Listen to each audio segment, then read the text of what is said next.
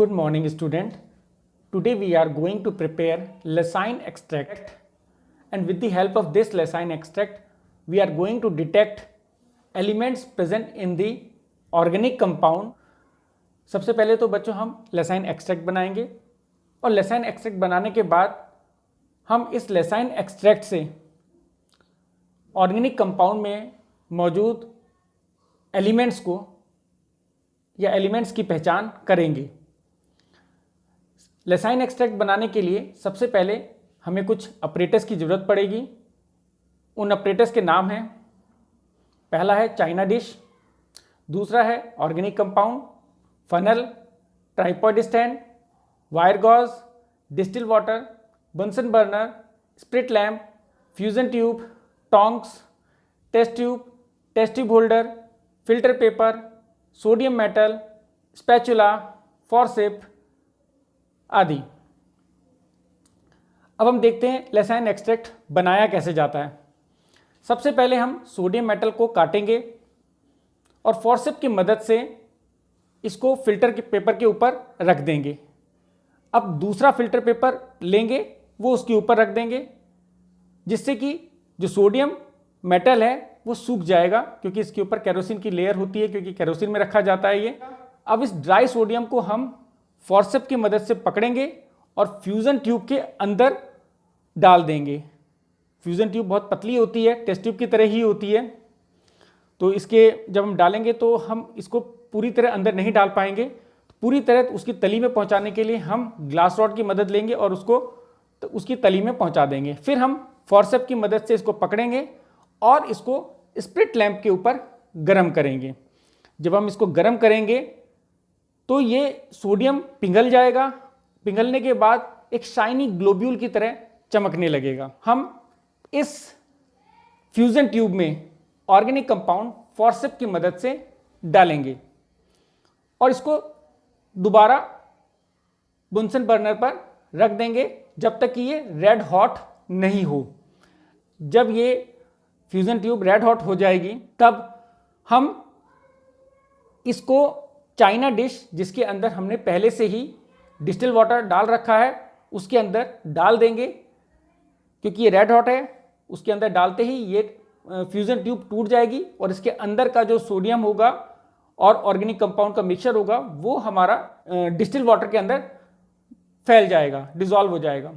इसी तरह हम 2-3 फ्यूजन ट्यूब को इस डिस्टिल वाटर में डालेंगे। चाइना डिश में मौजूद डिस्टिल वाटर, जिसके अंदर हमने फ्यूजन ट्यूब तोड़ के डाल रखी है, इस पूरे को हम दोबारा से बॉयल करेंगे और तब तक बॉयल करेंगे जब तक हमारा जो सोल्यूशन है वो 1/3 ना हो जाए। जब ये सोल्यूशन 1/3 हो जाएगा तब हम इस सोल्यूशन को फिल्टर पेपर और फनल की मदद से एक टेस्ट ट्यूब में डाल देंगे और यही टेस्ट ट्यूब में जो मौजूद फिल्ट्रेट है, इसी को हम सोडियम एक्सट्रैक्ट, लसाइन एक्सट्रैक्ट बोलते हैं। इसकी मदद से ही हम ऑर्गेनिक कंपाउंड में मौजूद एलिमेंट्स को डिस्कवर करते हैं। लसाइन एक्सट्रैक्ट बनाने का पूरा प्रोसेस हम स्क्रीन पर लिखे हुए नोट्स की मदद से शॉर्टकट में लिख सकते हैं। आप इसका स्क्रीनशॉट ले लें। सोडियम एक्सट्रैक्ट आमतौर पर अल्कलाइन होता है, लेकिन फिर भी हम इसमें थोड़ा सा डाइल्यूट NaOH डाल लेते हैं ताकि ये सोल्यूशन अल्कलाइन ही रहे। सोडियम एक्सट्रैक्ट बनाते समय हमने जो ऑर्गेनिक कंपाउंड डाला था, यदि उसमें कार्बन और नाइट्रोजन होगा तो हमारा सोडियम एक्सट्रैक्ट में सोडियम साइनाइड बनेगा। अगर इसमें सल्फर होगा तो सोडियम सल्फाइड बनेगा। अगर नाइट्रोजन और सल्फर दोनों होगा और सोडियम की मात्रा कम होगी तो सोडियम थायोसाइनाइड बनेगा। और अगर इसके अंदर ऑर्गेनिक कंपाउंड के अंदर यानी क्लोरीन, ब्रोमीन और आयोडीन में से कोई होगा तो हमारा सोडियम हैलाइड बनेगा। अब हम देखते हैं इन सब एलिमेंट्स की पहचान हम अलग अलग कैसे कर सकते हैं। सबसे पहले हम नाइट्रोजन को देखेंगे।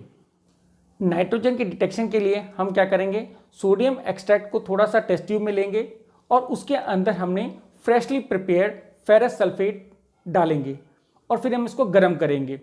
गर्म करने पर हम इसके अंदर फेरिक क्लोराइड मिलाएंगे और इस सॉल्यूशन को एसिडिफाई करेंगे डाइल्यूट हाइड्रोक्लोरिक एसिड से।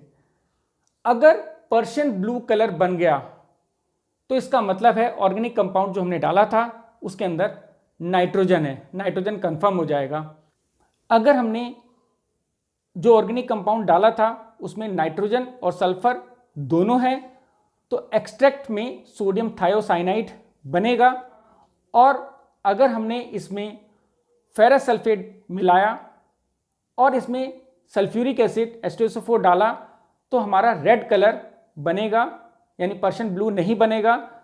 तो हमें पता चल जाएगा कि जो हमारा ऑर्गेनिक कंपाउंड है उसके अंदर नाइट्रोजन के साथ सल्फर भी मौजूद है।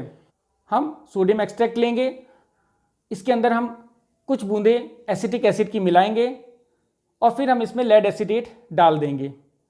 अगर हमारा ब्लैक कलर बन जाएगा तो सल्फर हमारा कंफर्म हो जाएगा। हेलोजन को डिटेक्ट करने के लिए हम सोडियम एक्सट्रैक्ट को थोड़ा सा टेस्ट ट्यूब में लेंगे और इसके अंदर सिल्वर नाइट्रेट डालेंगे।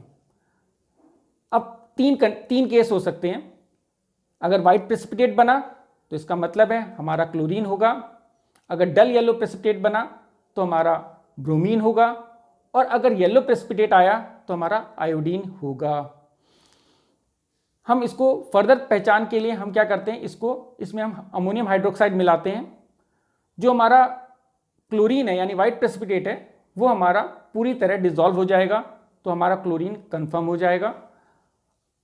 और जो हमारा डल येलो कलर जो बना था ब्रोमीन के केस में वो पार्शियली डिसॉल्व होगा, यानी पूरी तरह डिसॉल्व नहीं हो पाएगा, तो हमें पता चल जाएगा कि वो ब्रोमीन ही है।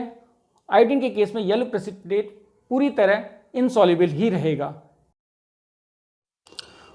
फास्फोरस के डिटेक्शन के लिए हम सोडियम एक्सट्रैक्ट को सोडियम पेरोक्साइड के साथ गर्म करेंगे, जिससे सोडियम फॉस्फेट बनेगा, जिसे पानी में घोलकर उसमें HNO3 के साथ अमोनियम मोलिब्डेट डाल कर बॉयल करने पर येलो प्रेसिपिटेट आएगा जो फास्फोरस को कंफर्म करेगा।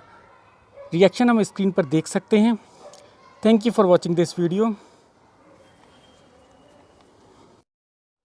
Thank you for watching this video. Please like,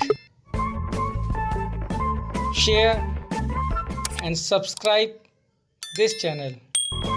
Thank you.